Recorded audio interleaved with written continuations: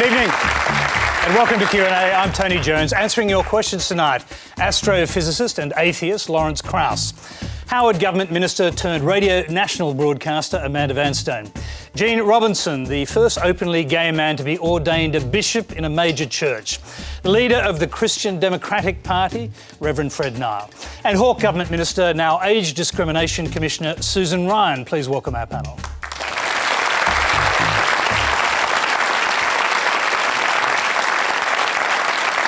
Thank you, and as usual, we're being simulcast on ABC News 24 and News Radio, and you can join the Twitter conversation with the Quanda hashtag. Our first question tonight comes from Amy Judge. Hi. My question is for Fred Nile. I've read that you believe homosexuality to be a lifestyle choice that is immoral, unnatural, and abnormal. When did you make the choice to be straight?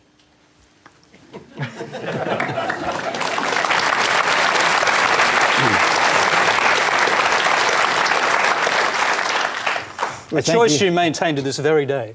Well, thank you for quoting me accurately. Yes, I do agree with what you just said. And I was born straight. Oh, so you didn't make a choice? No, I was born straight. So all the heterosexuals are born the way they are. So being gay is a matter of choice, but being straight, that's in your DNA, is that right? It's a way of choice because I've met a lot of homosexuals who are no longer homosexuals. So if it's some way you're born that way, you can't change, and people do change. I've had some friend of mine who was previously the leader of the gay liberation movement and is now a committed Christian. He's no longer homosexual. So I think it is a life choice. Can I jump in here? I have a question. So, you know, homosexuality is ubiquitous throughout nature. In fact, probably 1,500 species. My favorite one is sheep, because there's homosexuality in many species, but there's only one that I know of that particularly exhibits the fact that they choose unique partners. And rams, 10% of rams have sex with only other rams. Now, I'm wondering if that's a lifestyle choice too.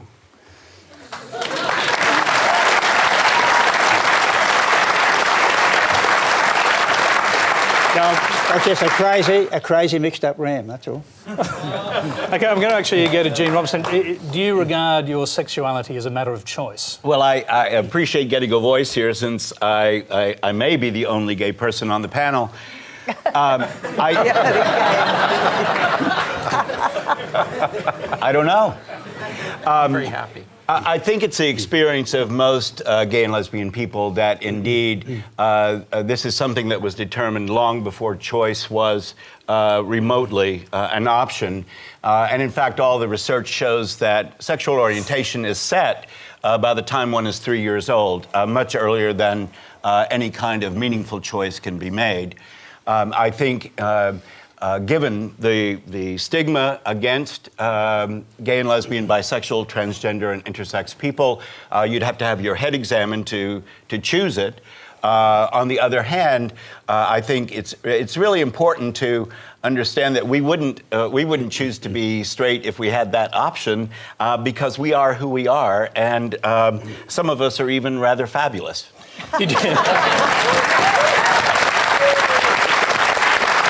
Can I just ask you, you mentioned, or you alluded to the science in the early part of your answer, sexuality determined by age 3.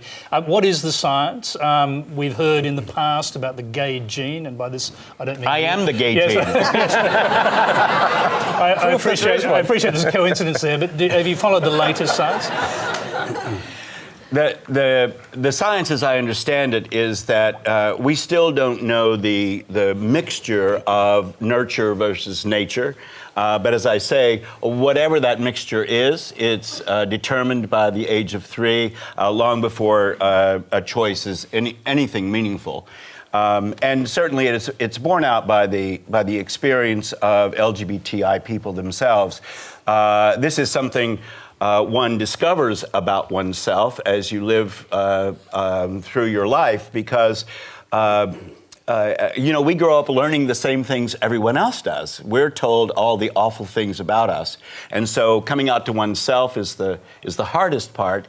And then I would go on to say, learning that God loves us as much as God loves every one of God's children is the really thrilling part, and knowing that nothing can separate us from God's love. Lawrence just want to jump in there. Yeah, there's more science than that, though. There's lots of science that shows, first of all, the science I was talking about, the fact that it's ubiquitous in biology. It's obviously biologically based, but there's a lot of science recently looking at genetic basis of homosexuality, epigenetics particularly, not so much in the gene, but in gene expression. And there's just overwhelming evidence that it's biological. And that's kind of the thing that I think I object to most as a scientist, is that someone like Fred decides in advance or reads some book written by Iron Age peasants 2,000 years ago, before we know the Earth orbited the sun, and decides that it has to be unnatural. But how can it be unnatural if it's so natural?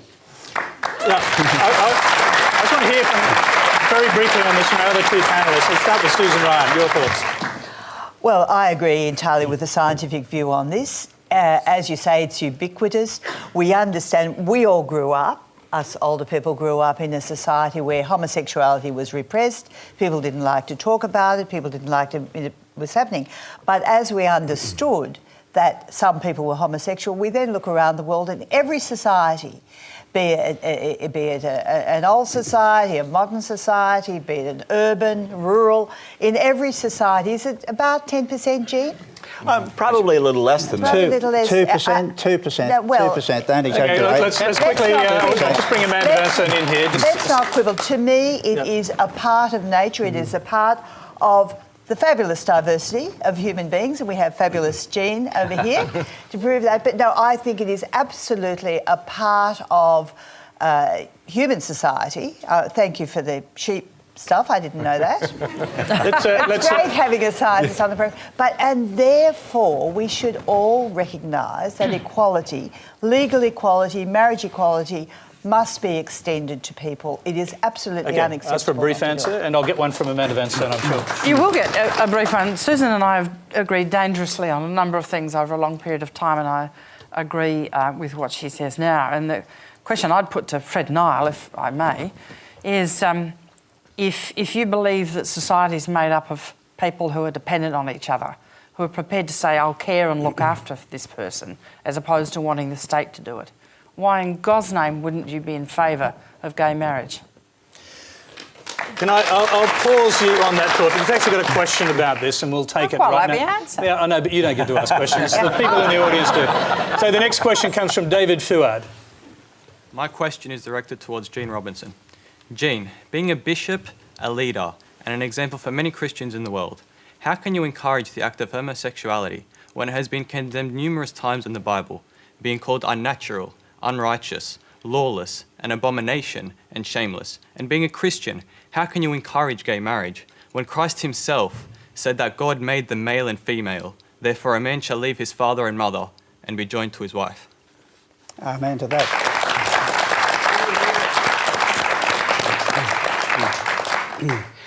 Faithful Christians, many of us, progressive Christians, understand the Bible in its context. The whole notion of sexual orientation is only about 140 years old. It was at the latter part of the 19th century that the notion that a certain minority of us would be born affectionately oriented towards people of the same gender rather than the opposite gender, it's a new concept. You can't take a modern day concept, read it back into an ancient scripture without doing violence to the scripture. The 3-day seminar on this, constricted down to 1 or 2 sentences, is that the Bible is not talking about what we are talking about today, which is faithful, monogamous, lifelong intentioned relationships between two people of the same gender. As far as the Christian community and my role in it as a bishop, it seems to me that I'm doing far more for the faith in trying to live a life of integrity, being honest in a way that all the gay bishops before me were not honest.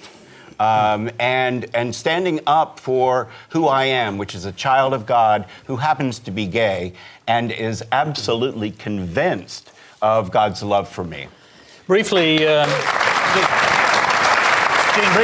in your book, you actually make the case that you support marriage as an institution. In fact, you want more people to be married because that will make the institution stronger, including the first line in my book is, I believe in marriage. I do. I witnessed my own parents 66 years married, and hope I live long enough to achieve that. I'm up to 25 years so far with my partner and now my husband. It's interesting to me, and I would join you in this, that I can't imagine that the conservatives aren't all for this. For years they accused us of shallow relationships and promiscuity, and here we've got people wanting to pledge themselves in faithful commitment to one another and in support of the institution of marriage. Okay, let's hear from Fred Nile then, because it seems you do agree on one thing: the institution of marriage is important. He just wants more people to get married. Well, he doesn't recognise the truth that his actions will undermine marriage. Marriage, the way God intended it, was to be between a male and a female. That's the institution of marriage. It can't be two men or two women, and you're undermining the institution. And I'm in favour of the institution. I was married for 53 years. I want to uphold the institution of marriage. And I know people are arguing what you're saying, where you're for marriage, so you want homosexuals to get married, but you actually are torpedoing the institution of marriage and undermining it.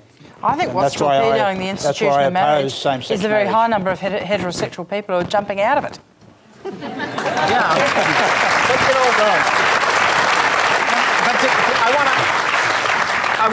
but I'm sure we'll get to talk more about marriage, but I want to go back to the question a little bit, because it seems to me I actually kind of agree with him a little bit. I can't quite understand why you stay in the church. I mean, look, you read the Bible and it's pretty explicit. There's that wonderful section, really heartwarming, where Lot is visited by these angels, men, and the townspeople want to take them on rape. And he says, no, rape my daughters instead. And, it's one of those wonderful parts of the Bible.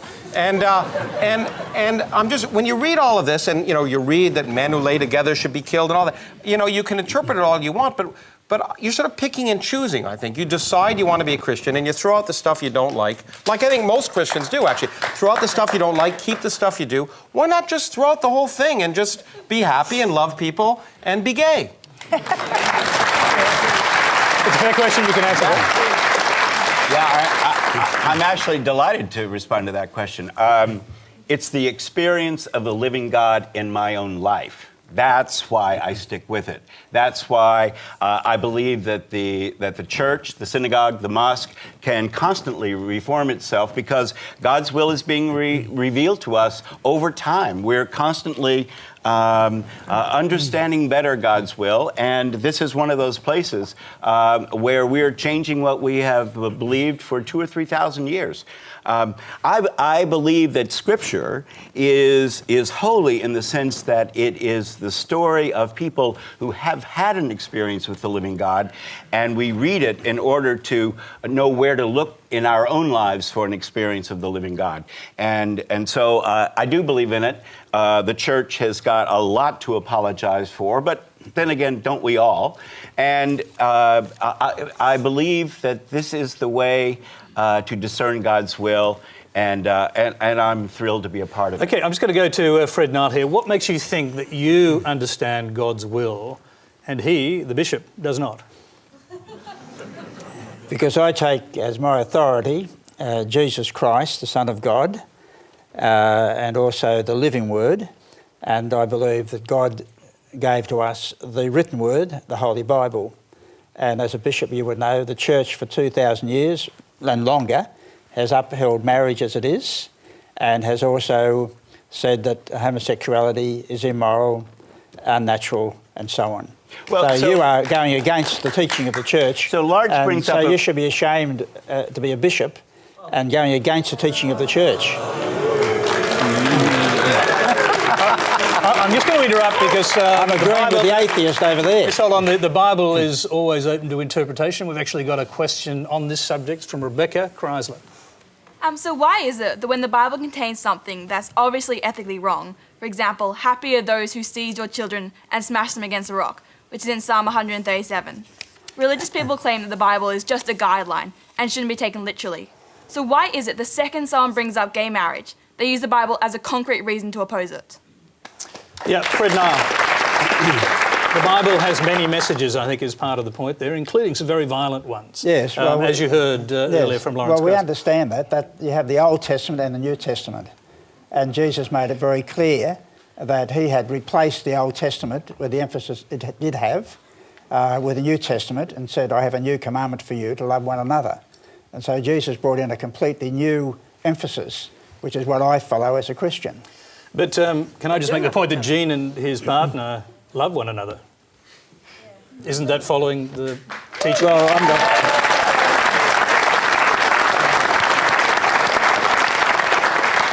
Gene has to answer to God, not to Fred Nile. And I'm delighted to answer to God for that. And I am worried because there is a passage in the Bible with Jesus where he said that in the last days some people will come to me and start saying, Lord, Lord, Lord, and think that they're on the right side. And he said, I will say, depart from me, I never knew you. So you must be very careful where you are in your own personal salvation and your relationship with God. I don't like doubt as a motivator. I mean, that's you're saying that people might choose to follow a particular path because they've been frightened by the scripture that says if you don't, you might not get into heaven. Well, frankly, that's not any heaven I want to get into. My grandmother used to say, if you are nice to people every day, because she didn't make us go to Sunday school when we stayed with her, she said, if you're nice to people every day, other than to defend yourself, because that's, a box on's fair enough then, you'll get into any heaven worth getting into. Now, how could you disagree with that? Guys, can I Lawrence, I know you want to jump in, but that is different from the teaching of the New Testament. Well, so you can be a nice person your whole life and still not get into heaven. Excuse me for 1 second. Right. It's not worth going there. Yes. On this table, we to have eternal life, you have to believe in Jesus Christ as Saviour. Excuse me, Fred, it's only one way. So I will give you a chance to answer this, but on this table we've got two different interpretations of the New Testament. We've got Gene's, and I'd like Maybe to... three. Yes, indeed. Two theological interpretations. So, Gene, what did Jesus say about homosexuality? Jesus said nothing about homosexuality. This was also, I want you to listen very carefully to what I'm about to say and what I'm not saying. This is a man who remained single throughout his lifetime in a culture that virtually demanded marriage. He spent most of his time with 12 men. He singled 3 of them out for special leadership. And one of them is known as the beloved disciple, the one whom Jesus loved.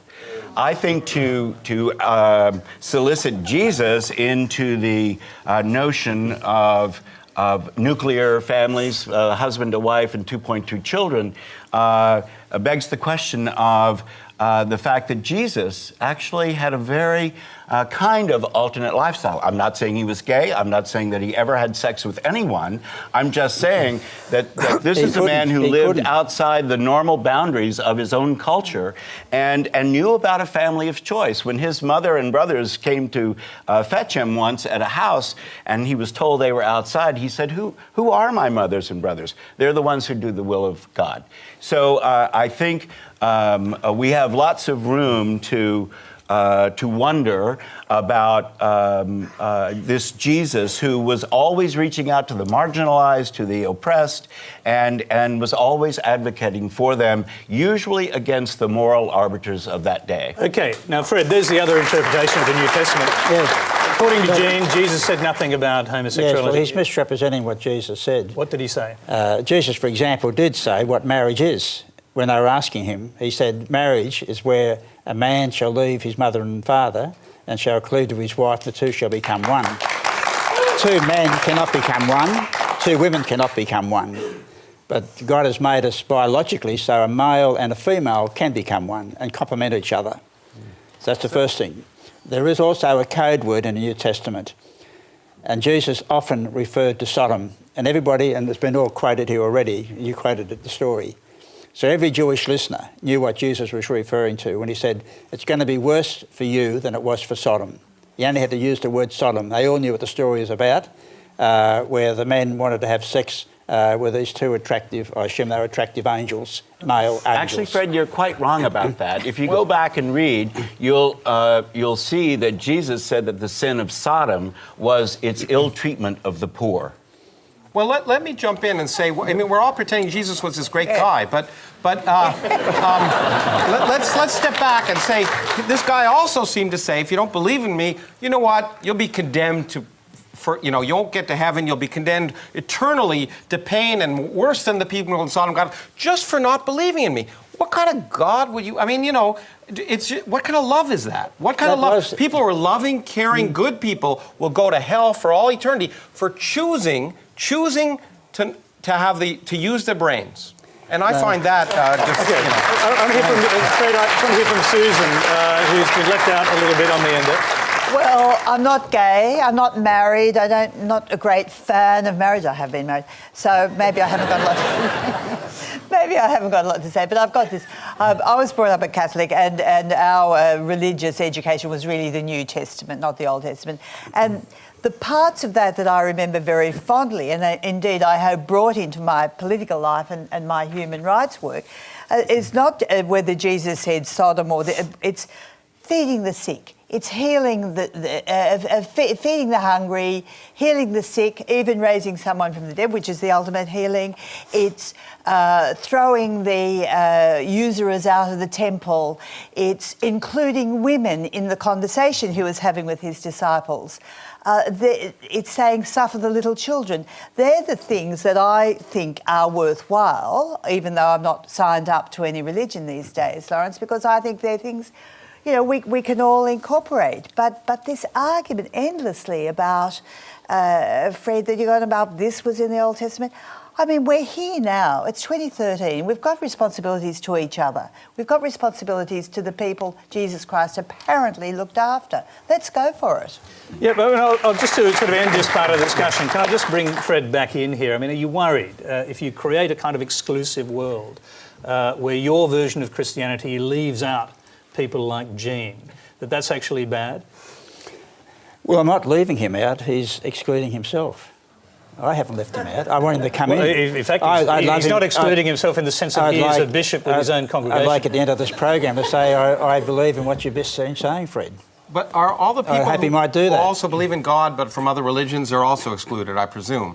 So that so basically you're an atheist about all the other religions. It's just yours that you're not. Is that correct? I leave it to God. He's the judge. And he will judge each person. But are they excluded if you're not a Christian, but you say you're a very faithful Muslim or a faithful Jew? Are you excluded?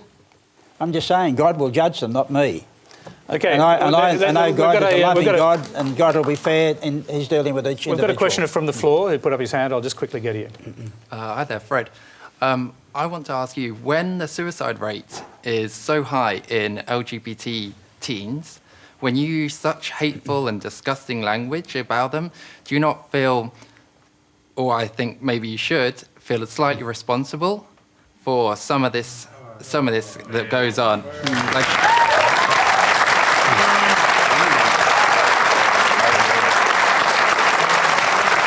I must object to that, because I will give you $1,000 if you can find anywhere where I've said anything which is hateful or vicious about homosexuals. Okay? Okay, I think it is time to move on. You won't find it. I think it's time to move on. Our next question, and it's on a different subject, comes from Charles Northcote. Panel, good evening. In light of recent events in the UK, namely the horrific terrorist murder of the British soldier Lee Rigby, we have terrorism coming from within. Let me quote the word of Ayatollah Khomeini. Islam makes it incumbent upon all males to prepare themselves for the conquest of countries so that the writ of Islam, Sharia, is obeyed by every country in the world. Those who know nothing about Islam pretend it counsels against war. Those are witless. Islam says kill all unbelievers just as they would kill you. How do you propose to make a stand against such radical behaviour and belief systems? Lawrence Krauss, let's start with you. Well, I think the way you make a stand is the way you make a stand against all religious nonsense. You point out there's nothing. Actually, Islam, I don't think, is that different than Christianity. It's 500 years behind the game, but Christianity was doing the same stuff 500 years ago. I think you have to point. I think you have to point out that we all have a common humanity, and that the myths and silly stories in Islam are just as silly as the ridiculous stories in the Bible. And that we teach kids to, in fact, get their beliefs to conform to the evidence of reality rather than deciding in advance what is right before they even ask the question. So education, I'm an educator, and I said it before, but if the only tool you have is a hammer, everything looks like a nail. And to me, it's education. You educate people. What you're talking about is really ignorance. I think you can control people by keeping them ignorant. And you see the Taliban doing it in Afghanistan. They have madrasas that get kids to memorize sections of the Quran instead of teaching them mathematics. And so the more knowledge you have about the world, the less likely you are to that kind of radical hatred, it seems to me. Amanda Vanstone, the questioner began by talking about... Thank you. The questioner began by talking about the murder of that young trooper in a suburb in London, hacked to pieces by two people who were trying to make a political point. How do you actually deal with that? Well, I suspect British people can deal with it better than legislation or intelligence agencies can. And if you were there, I think the best thing to do is find your Muslim friends. If you've got some, if you haven't, find some and make friends with them. And find your friends who've come from Africa or who the children have come from Africa and go out to dinner with them. Make a public statement that not everybody is like that. I think if you let the media stories of this push us into it's us versus them, that's what you'll get. What you have to do is say, no, it's not us versus them. It's all of us over here against those few crazy nutters. Susan Ryan. Well, I couldn't put it better than Amanda has. It is about embracing and including people, and I think we do that very well in Australia. Not well enough. We've still got some issues, but the more we provide every community opportunity to people of Islamic faith coming to live in Australia, the better it will be. And the other thing that I always say helps in any situation about religion or terrorism is educate the women. The education of women is the great solution to many a problem. Yeah, I agree with that, absolutely. Fred, just a quick comment. I object to your comparison of the Islamic religion and those quotes with the New Testament. You'll find nothing in the New Testament which would encourage you to kill anybody. I didn't say it was violent. I just said it was silly.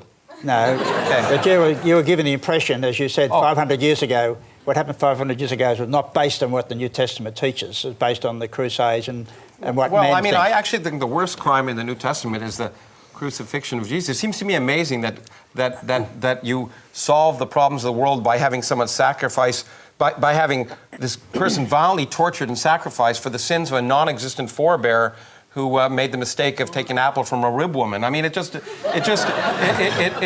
doesn't seem to make sense. Jesus was dying for all of our sins, your sins and my sins. And the Fred, sins. we've been a bit off topic there because the question was actually about terrorism and how to deal with it, and particularly Islamic extremism. Well, I'm very concerned about Islam, and I've spoken on this before. And what is being quoted is correct. It is in the Quran. So we have to have the I don't think that was a quote from the Muslim, Quran. That was a quote from Ayatollah Khomeini. Yes, but he's quoting the Quran. There are verses in the Quran that say, cut off the hands of your enemies, their legs, crucify them, and so on. Yes. And these fanatics can find those verses in the Quran, as bin Laden did, to justify their terrorism. Now, I believe the Islamic Just like, in leaders, fact, you could take that psalm, which is out of the Old Testament, which suggests you could dash babies' heads against rocks as part of a revenge against the Babylonians. that's the point I'm making, that's no longer relevant in the New Testament period. Jesus said that was the Old Covenant. We're now under the New Covenant. Okay, He said, love your enemies. All right, I'm going to interrupt us just for a moment because we've got another question on this topic. It's from Rashad Farid. Last week, a British soldier was brutally murdered outside of his barracks. On May 2nd in Birmingham, a 72-year-old man was viciously stabbed. He was a Muslim returning home after prayer at his local mosque, and police deemed it racially motivated. Why is the attack on the British soldier considered an act of terrorism, while the other is just an act of racism? Do you blame the religion or the individuals who committed it? Jean Robinson, let's start with you.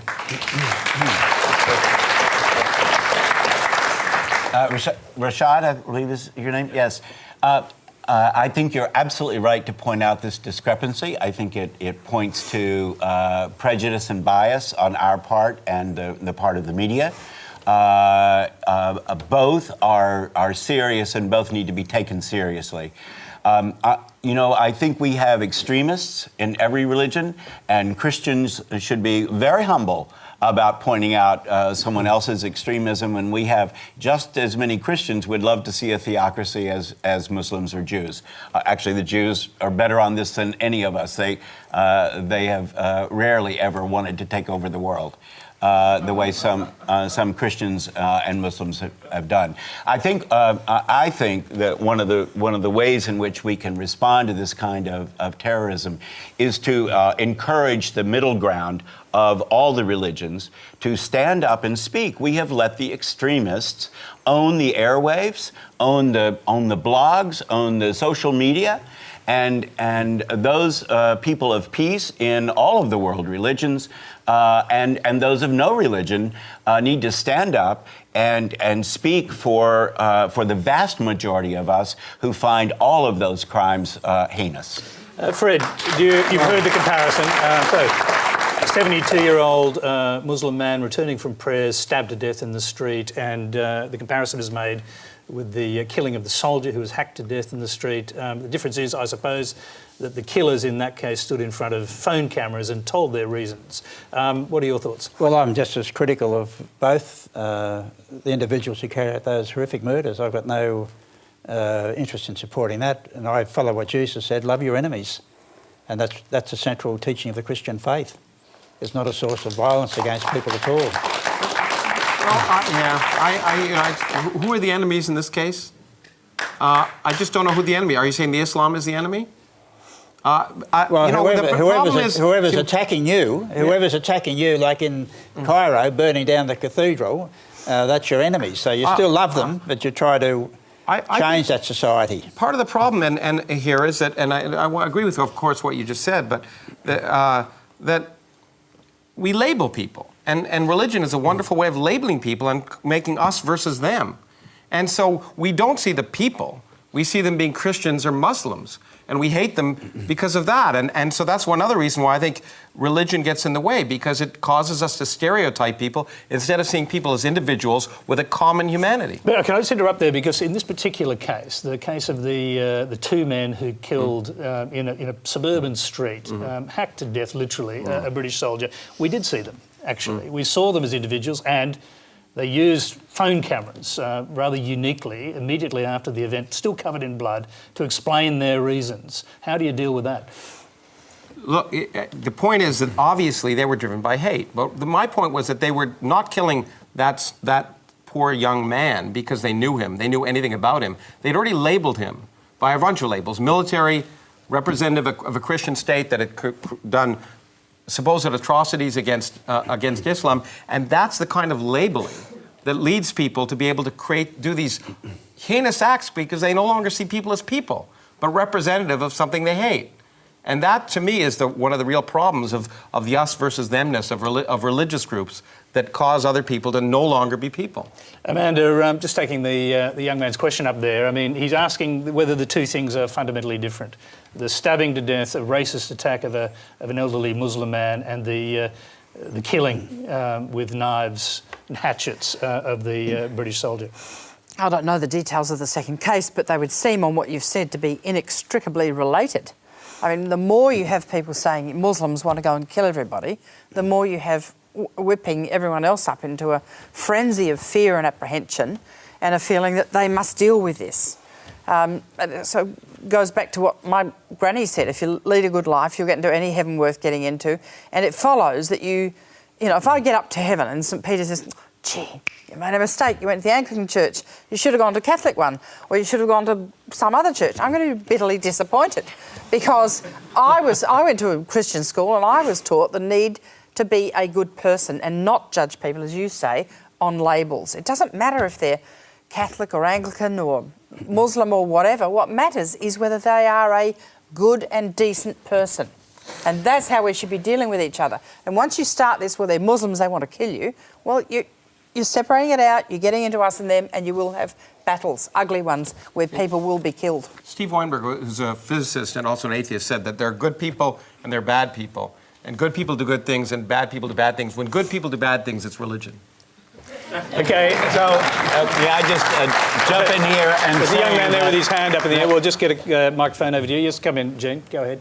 Let me just ask a quick question. I think rather the you didn't labeling. ask a question. Oh no, then I'll make a statement. Yes. Okay. That's all right. An answer. Which is, I think we all have to be careful of labeling, and I believe that you quite often make the distinction between atheists and religionists as being a kind of label. Okay. I'm sorry, but I'm going to go back to the questioner in the front row there. Go ahead. Professor Krauss, Yeah. you say religion is the only way to make a good person do a bad thing. But don't you think you could turn that around and say, well, religion helps a lot of bad people to just be better and do good things? I mean, speaking for myself, I'm not a great person, but I'm a lot better because of the influence of Christianity has on me. Yeah, absolutely. Look, you can't deny that religion serves many good purposes in society. There's no doubt it brings people consolation at hard times. It brings people together in groups often and gives support groups. So, it is indeed stereotypical to try and label it. My point is that we pretend that religion only is the basis of morality and leads to good things. And sometimes it does. But a lot of the times, and again, if you read the Old Testament, it's one of the most immoral books ever written. Okay, I'm going to go to another question. Very quickly, with respect, I think religion's the only way you can have an objective set of moral values. Why? And if you look, well, what else would you suggest as Reason. an objective set? Reason. Okay. Thank you. We'll take that as a comment, and we'll go to our next questioner. It's Eddie Ozels. Gene Robinson, American comedian Robin Williams has suggested that Episcopalians are Catholic light, L-I-T-E, all the rituals but only half the guilt. It seems he's saying that there is no God in all this, it's all about the bells and smells. Can you defend the existence of God to someone like Lawrence Krauss? You can he's sitting right there. You can have a crack at it. I have no need to convince Lawrence Krauss of anything. I am delighted to be his colleague, and I'm also delighted to affirm the appropriate role of reason. I don't see it as an either or. I see it as a both and. I think we can be reasonable, logical, scientific people and be religious. There is no conflict between religion and science. Science tells us what happens, and religion tells us who made it happen. It's God who thought up the Big Bang. It's God who thought up evolution. How do you know that? How do you know that? I don't know that. Yeah, okay, good. I believe that. Oh, okay. And here's my point would be, my particular believing of that allows me to treat people with, I shoot for infinite respect of one another. I derive my own values from my own experience of God, and it motivates me to be the kind of better person that Amanda's talking about. So for me, that works. I don't have a need to convince you of that, and I can also respect. I think it's probably a good idea you don't have a need to do it, because the truth is, I don't think you did. Because he's not going to be convinced by No, but I think you'd accept, and I'm sure you'd accept the fact that I can feel exactly the same way about respecting people, and it's all based on the fact that I don't need to buy into those myths. I can come to the conclusions based on the evidence of reality and reason, and decide it's reasonable to treat you with respect because it leads to a happier for me and happier for you. So it's not as if I need that God to come to that conclusion. God is just redundant. It's not necessary. All right. Now, Amanda Van Steen in the middle of that conversation. Yeah, well, look, I have an admission to make. I think the young man in the front, has a point to make. I'm disappointed in all of the churches. I think they've let us down in a whole variety of ways. But I do think there is a place for someone, certainly other than the state, and certainly other than just Rafferty's rules, to come up with a set of moral values, or a number of sets of moral values. I don't have the same confidence in reason and rationale. There's plenty of books you can read to show that cross-culturally you can come to different conclusions, and I don't think history shows that men left to their own devices always do good things. So the churches, in my mind, have had a role to play in guiding people as to what is a moral and good life to lead, but they haven't always done it themselves. Well, they don't have the same moral. No, they don't. But we don't all have to be the same. We don't all have to be the same. Why is it any different than reason? I think reason's not to be trusted. Amanda, but the churches have. You've got a point. Amanda, I'm going to cross to the other end of the panel. I'd like to hear what Susan Ryan has to say about this. Well, I think that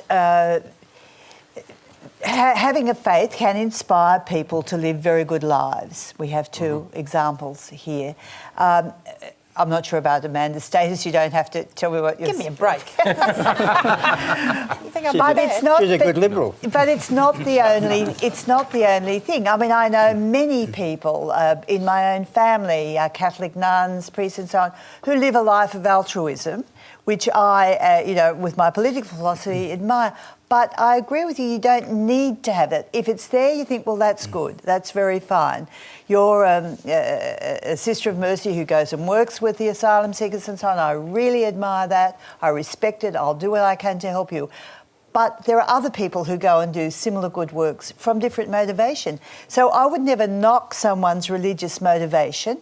I would respect it when it was constructive and altruistic, but I can't see that you have to have that particular motivation. You don't have it, and these days I don't have it, and yet I hope we are pretty constructive people. Let me bring in Fred, and we'll go back to Eddie Ozell's question, and really, do you want to have a crack at convincing the atheist of the existence of God? Well, I was interested, you keep talking about reality and creation. I believe in reality. I believe in creation. When I see creation, I just thank God who created it, and I worship the Creator. You're in a vacuum. You don't know what you believe, what's there. So No. Well, He seems pretty clear to me. No, in fact, no, he I doesn't think know what he believes. I try not to use the word belief because I try to not decide what the answer is before I've asked the question, and so I try to. In fact, I'm really happy about the fact that my faith is shakeable. I can think of something, I'm a physicist, and most of what I do is wrong. And that's exciting because it means nature is telling me something new. And that's what's so exciting about science is the fact that we can actually change our minds. Instead of deciding in advance what's right, as you claim to have done about homosexuality, in the face of all evidence. And so that to me is the real problem. Is that you have to be willing to change your mind. So I'm going to just pause this argument just for a moment because we've actually got a question from Trish Ellis, and it does relate to what you were talking about a moment ago. Lawrence Krauss, you were quoted as saying you want to intelligently design our society, our ethics and our morality so that we live in the kind of society we want to live in rather than in the kind of society that was laid down in the Bible. So if we get rid of God and make ourselves the God instead through our progress in technology and science, we should be a far better race of people. But in actual fact, we now have the ability to destroy ourselves through science. Einstein once wrote that science without religion is lame and religion without science is blind. They need and complement each other. How do you respond to that? Well, the first thing I want to say is the quote you gave was not mine; it was my friend Richard Dawkins. But I think when we establish laws and government, we try and intelligently design society. We try laws and government in Australia as well as in my country, no matter what people say, are based on secular principles. Okay, they're based on trying to organize people in a way to produce the maximum happiness, maximum comfort, etc. Now, I think that you're absolutely right that the products of science, the technology of science, can be used in many different ways. But the point is that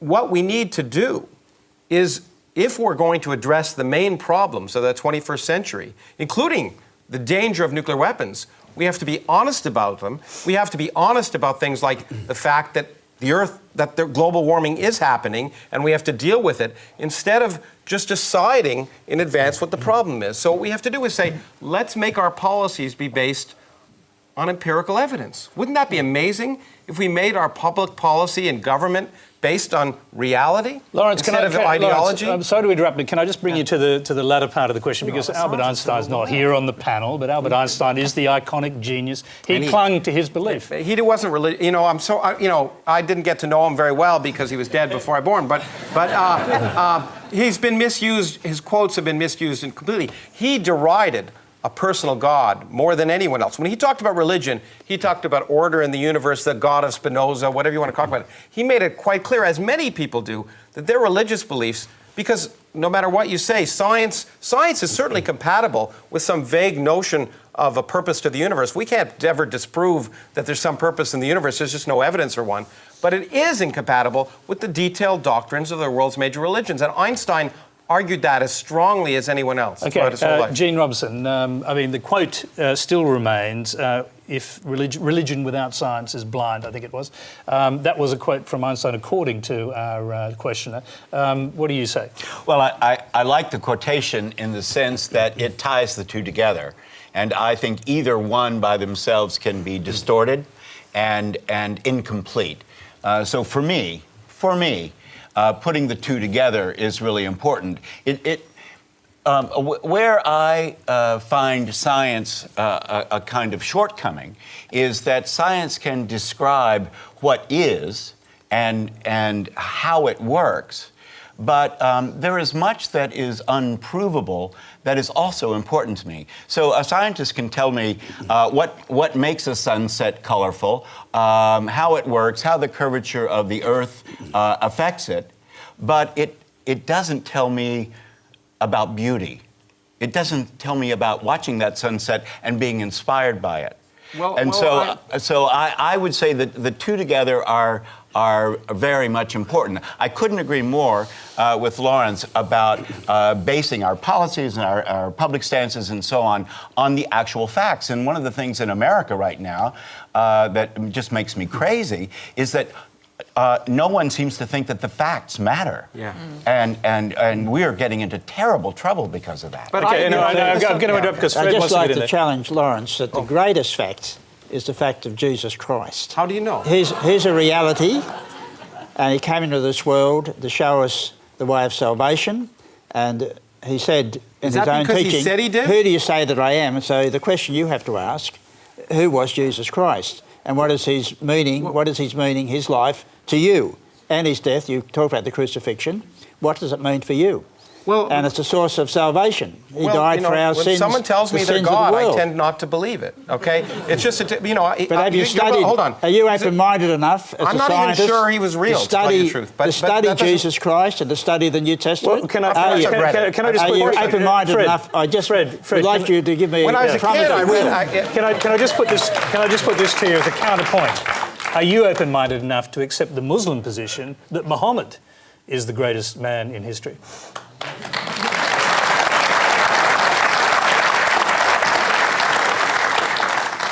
I don't believe he's the greatest man in history in the same way Jesus Christ was. Jesus Christ is the Son of God.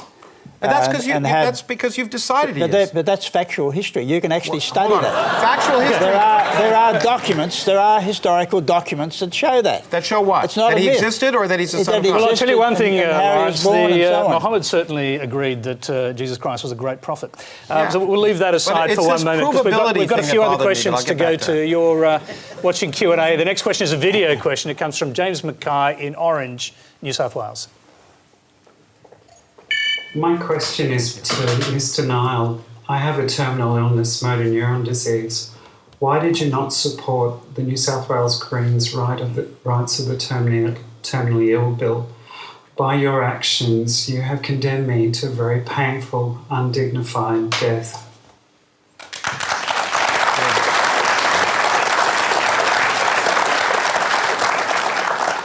Well, thank you for the question, and obviously you are suffering, and I feel very sorry about that. But when we debated the Euthanasia bill, as a Member of Parliament, I have a responsibility, if we had have passed that law, what effect it would have on people, aged people going into hospitals, would people feel at risk, would it change the nature of our doctors? Doctors are committed to saving life. We give them the power to take life. We change the nature of the doctor's role. And if we have hospitals where patients' lives can be taken as well, then we change the nature of a hospital. Instead of saving life, you could lose your life in hospital. And we've had reports from the Northern Territory where a lot of the Aboriginal people are very fearful of going to hospitals in the Northern Territory because of the possibility of euthanasia by a white, bigoted doctor who's racist, who would take the opportunity of removing numbers of the Aboriginal population, and that's what they've said to me. So I want to protect life. I want to protect you too, and have the proper palliative care. You should not be suffering any pain in our modern society with all the knowledge we have of palliative care, all the experts we have, all the money that's being spent. You should not be suffering, and I'm sorry you are. Susan Ryan. Well, I think we should be talking about voluntary euthanasia, and I presume that was what was in the Greens bill. Voluntary euthanasia is something which philosophically I support and agree with. I do have some worries about the attempt to put it into legislation in this respect. I now come across a lot of examples of elder abuse. That's frail old people being abused by their families, sometimes for financial gain and so on. And I think we have to be very careful in getting voluntary euthanasia laws that make sure that the frail older person is well protected against those who would exploit that person. And one of the particularly difficult areas of this is that friends of mine who say that they want voluntary euthanasia, they want the right, are often saying it in relation to a discussion about Alzheimer's disease and dementia. But a problem I can't see my way around yet is that if a person has dementia, advanced dementia, then they're not in a position to make the voluntary decision. So somehow or other... They can do it with an advanced medical directive. Advanced directive? Advanced medical directive. Look, I agree that the difficulty for legislators, I know plenty of people who philosophically agree, you should be able to say, I can't face this and I want to choose to end my life and I need help to do it in a dignified and decent way. You should be able to choose that. The problem for legislators is exactly as you say. You've got an old person who is very frail, who knows they're near their end, and they know that if they said, see you later to the world, there'd be some assets so that the grandchild could, I don't know, go to university or whatever. I mean, kids can now, but you know what I mean. And there's pressure on someone to say, I want to give my life up. That is absolutely criminal and a terrible thing to allow. And how to devise a bill, as we've both had this experience, to exclude that, but give the rest of us the right we want to have, is the hardest part. And can I just say, it's not just the suffering. Look, you can get plenty of pills and poppers and stuff to stop. It's the indignity and the loss of the life that you were leading, that you're just breathing as someone else, not the person you were. It's not the pain that guy's complaining about. That's not all he's complaining about. He wants to end his life as he is, not as someone he's become because we wouldn't let him go when he wanted to. Jean, let's hear from you on this.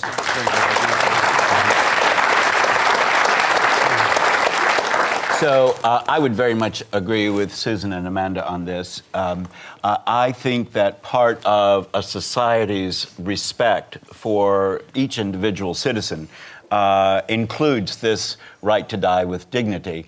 I also agree that we've got some thorny things to work through, certainly legislatively. I also remember that ethical choices are rarely between good and bad, but between two goods. And so knowing how to balance those two things, so both the protection and the freedom, is very complicated. But we can do it. Sorry, Lawrence, we've got one last question. It is actually to you. It comes from Chris Summers. Hi, Lawrence. Hugh Svange. My question is this. Criticism of science by religious people is sometimes focused on a particular scientific theory. The multiverse theory has been criticised by religious people as an example of science having faith in a guess made without evidence at all in order to explain a mystery. It's been suggested that scientists have faith in their theory in the same way that religious people have faith in their God. So do scientists have evidence that are suggestive of a multiverse?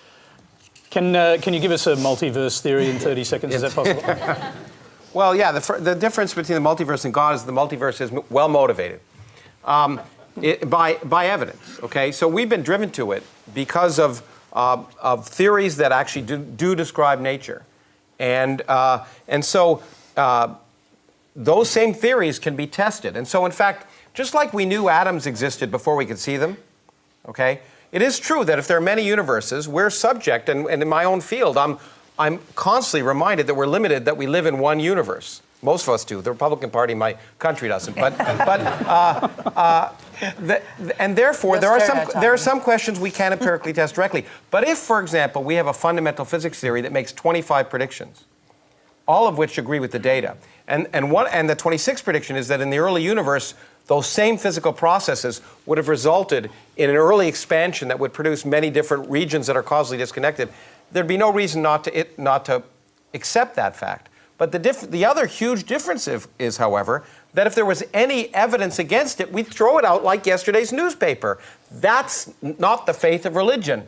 It's the fact that we make a theory, we test it, and we throw it out with impunity if it's wrong. And that's the hallmark of science. Lawrence, I remember... Very briefly, because we're running out of time quite quickly, but I remember the last time you were on this show, we went back into the green room and I said to you, is it possible the multiverse, that is multiple universes, could have existed at the time of the Big Bang? And from memory, you said yes. Yeah, absolutely. In fact, it's quite, if you look at what we now know about fundamental physics, it's quite likely that our universe isn't unique. Almost all of the theories we have suggest our universe isn't unique. Now, but at the same time, you argue that the Big Bang sprang from nothing. But it can't if there are multiple universes. Oh, certainly it can. There was nothing there when there was absolutely no space, no time, no matter, no radiation. Space and time themselves popped into existence, which is one of the reasons why it's hard to... But only in that universe. Only in that universe. That's right. Lawrence, exactly. you have to ask the question, why are the majority of scientists believers in God? Actually, it's not true. It is true. 90%, hold on. 90% of the scientists in the National Academy of Sciences in my country, the highest ranking group in the world, 90% of them don't believe in God. In the Royal Society, 80%. All scientists. In fact, the point. You know what?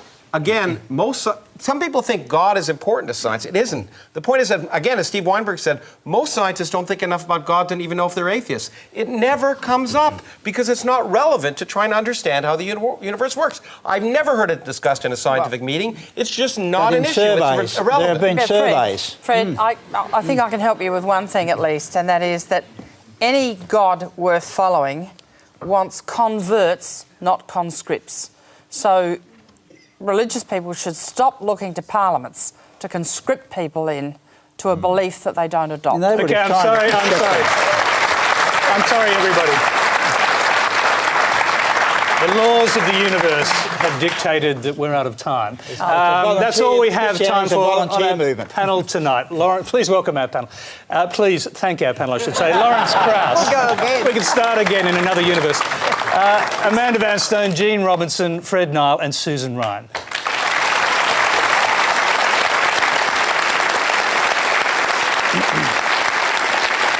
Thank you. Thank you. Next Monday, we'll be joined by Canadian songstress Martha Wainwright, American environmentalist Bill McKibben, Financial Review editor Michael Stutchbury, renegade Liberal Senator Cory Bernardi, and writer and feminist historian Anne Summers. And make sure you tune in tomorrow at 8:30 p.m. for an extra edition of Q&A when Bill Gates, the world's richest man and most generous philanthropist, will face your questions. If you think you know everything about the geek who changed the world, think again. Now, just one more thing before we go. Q&A was 5 years old this week. No other program asks so much from its audience, so please accept our thanks for making Q&A work. We're having a great time here. And we'll leave you tonight with just a few of the highlights from the last 5 years. Until the Bill Gates Q&A tomorrow night at 8:30, good night.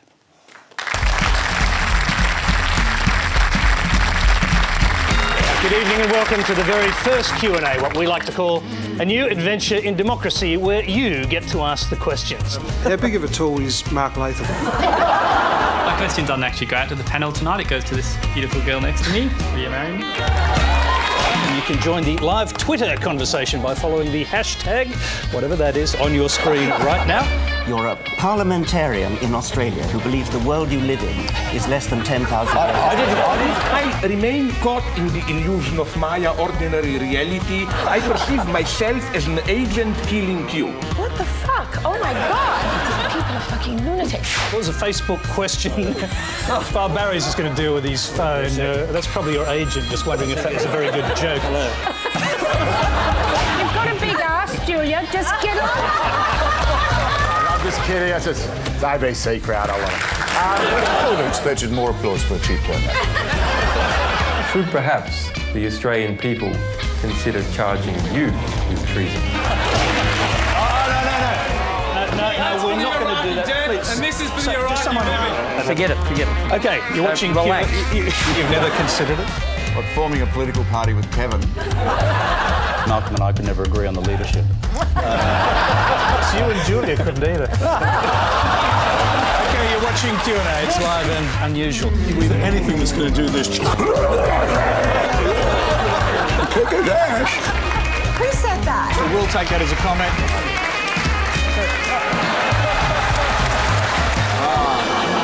Those were the days. One brief example.